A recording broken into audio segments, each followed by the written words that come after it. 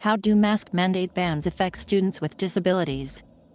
4 things to know as if back-to-school season weren't stressful enough already amid a U.S. surge in the Delta variant. Bitter wrangling over school mask mandates has added to the fear and confusion from many students in parents.Nine states: Arizona, Arkansas, Florida, Iowa, Oklahoma, South Carolina, Tennessee, Texas, and Utah have passed laws or issued executive orders that restrict local school districts' ability to enact mask requirements in public schools. Supporters of such actions tend to frame school masking as a question of parents' rights. Iowa Governor Kim Reynolds characterized her state legislature's action as a law to support a parent's right to decide what's best for their own children. South Carolina Governor Henry McMaster has stated that masks themselves inhibit students' ability to learn. However, parents in South Carolina, Texas and Florida have filed class action lawsuits that argue the bans on mask mandates violate the rights of students with disabilities. As a law professor who specializes in special education law, I offer answers to some questions parents might have about mask mandate bans and students with disabilities.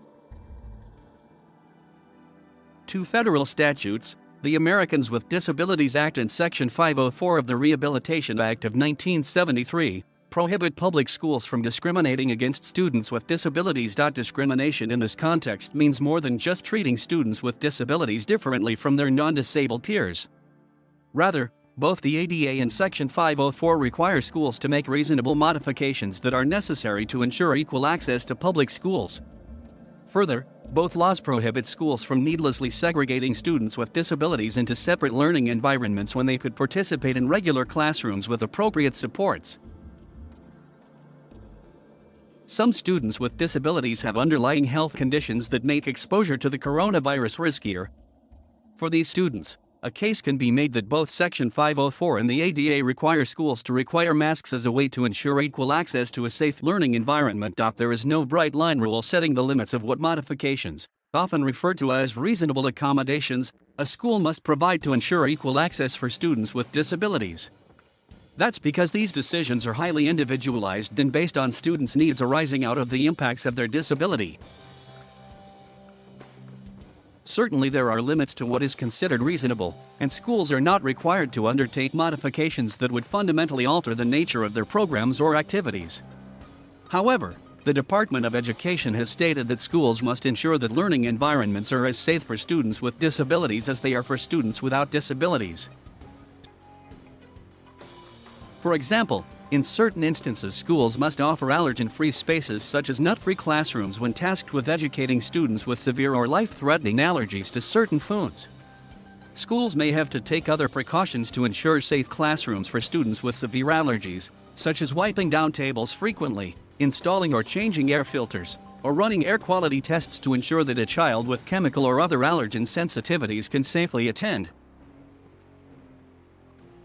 On August 30, 2021, the U.S. Department of Education's Office for Civil Rights opened investigations into 5 states, Iowa, Oklahoma, South Carolina, Tennessee, and Utah, to determine whether statewide prohibitions on mask mandates discriminate against students with disabilities. They declined to investigate the other 4 states, Florida, Texas, Arkansas, and Arizona, because court orders or other state actions currently prevent the bans on universal indoor masking from being enforced in those states. The Department of Education has not taken a position on whether prohibitions on mask requirements do, in fact, violate federal anti-discrimination laws. But the Office of Civil Rights will begin its investigative process, which may include interviews and site visits, and eventually issue its conclusions about whether these prohibitions violate federal law. If the Office of Civil Rights determines that states are discriminating against students with disabilities, it may then negotiate agreements with individual states to bring them into compliance with federal laws. It could also refer its findings to the U.S. Department of Justice for prosecution, and in some cases withdraw federal funding. However, Education Secretary Miguel Cardona has suggested that last scenario is unlikely. This article is republished from the conversation under a Creative Commons license. Read the original article.